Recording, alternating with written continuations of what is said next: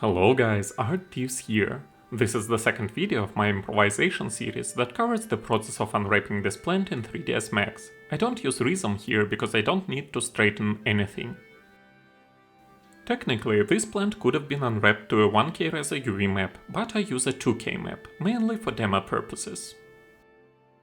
My model isn't optimized properly. Its final version has something like 6K polygons, which isn't appropriate for most games. However, I explained some ways to trim down the polycount pretty hard, and also I'll be making a video of an almost identical plant, which will be properly optimized this time. The main drawback of the plant you see is the amount of sides of its stems. Each of them has 16 side edges, while they shall have a maximum of 5.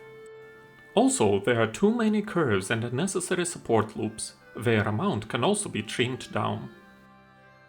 Finally, I use separate UV maps for each flower sphere, while many of them could actually share such a map easily, which would spare us a lot of UV space.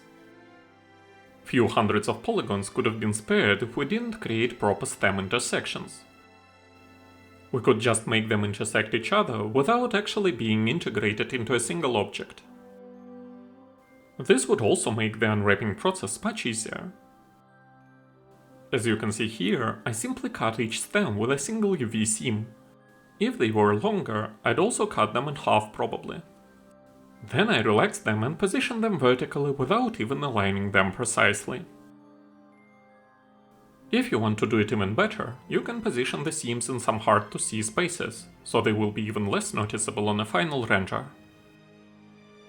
If I didn't boolean my stems together, it would have been even easier to unwrap them, for we would be dealing with simple cylinders.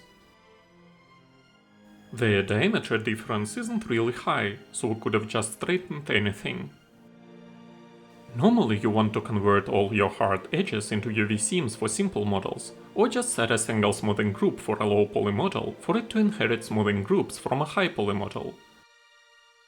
Make sure to remember to assign them properly.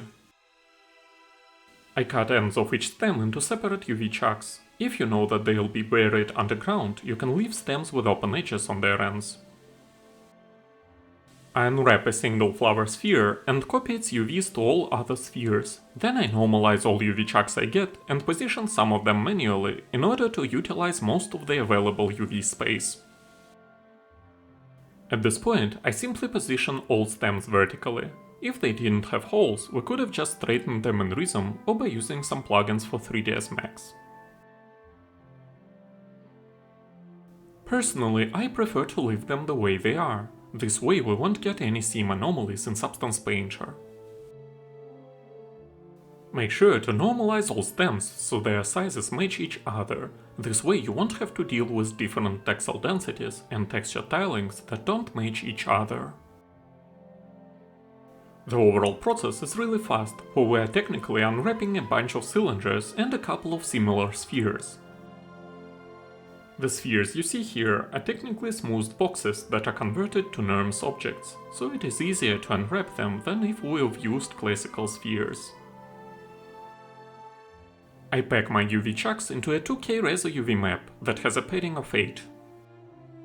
If we were making some other plants for a scene, it would be a better idea to group their UV maps together into a larger general map or a texture atlas.